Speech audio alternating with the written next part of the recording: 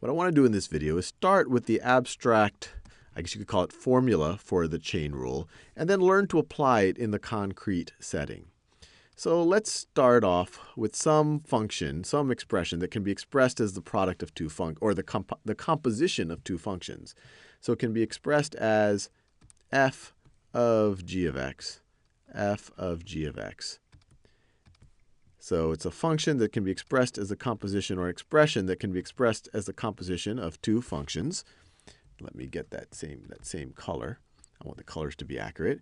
And my goal is to take the derivative of this business, the derivative with respect to x. And what the chain rule tells us is that this is going to be equal to the derivative of the outer function with respect to the inner function. And we can write that as f prime of not x, but f prime of g of x, of the inner function, f prime of g of x, times the derivative of the inner function with respect to x. Derivative of the inner function with respect to x. Now, this might seem all very abstract and mathy. How do you actually apply it? Well, let's try it with a real example. Let's say we were trying to take the derivative. Let's say we're trying to take the derivative of the square root of 3x squared minus x. So how could we define an f and a g so that this really is the composition of f of x and g of x? Well, we could define f of x, if we defined f of x as being equal to the square root of x, and if we defined g of x as being equal to 3x squared minus x, then what is f of g of x? Well, f of g of x is going to be equal to, I'm going to try to keep all the colors accurate, hopefully help for the understanding. F of g of x is equal to, where everywhere you see the x, you replace with the g of x, the principal root of g of x,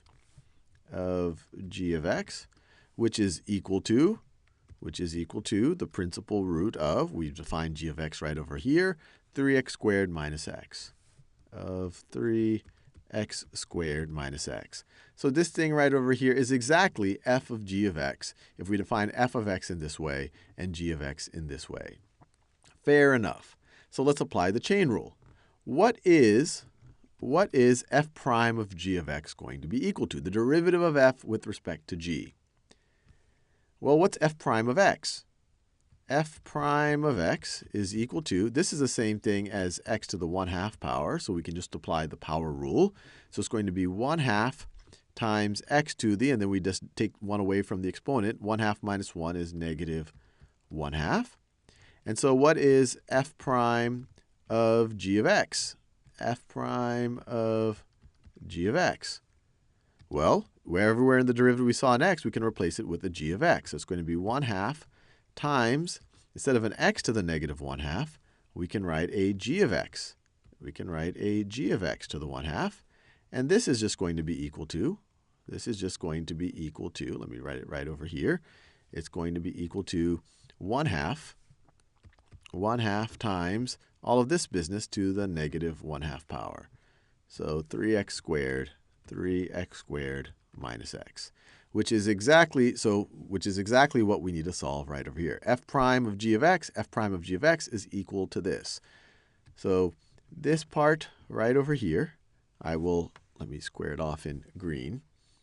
What we're trying to solve right over here, f prime of g of x, we've just figured out is exactly this thing right over here. So the derivative of f of the outer function with respect to the inner function. So let me write it. It is equal to 1/2 times g of x to the negative 1/2 times 3x squared minus x. This is exactly this based on how we've defined f of x and how we've defined g of x.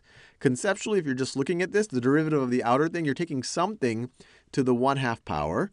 So the derivative of that whole thing with respect to your something is going to be 1/2 times that something to the negative 1/2 power. That's essentially what we're saying. But now we have to take the derivative of our something with respect to x, the derivative of our something with respect to x. And that's more straightforward. G prime of x, we just use the power rule for each of these terms, is equal to 6x to the first, or just 6x, minus 1. So this part right over here is just going to be 6x minus 1. Just to be clear, this right over here is this right over here. And we're multiplying. And we're done. We have just applied the power rule. So just to review, it's the derivative of the outer function with respect to the inner. So instead of having 1/2 x to the negative 1/2, it's 1/2 g of x to the negative 1/2 times the derivative of the inner function with respect to x times the derivative of g with respect to x, which is right over there.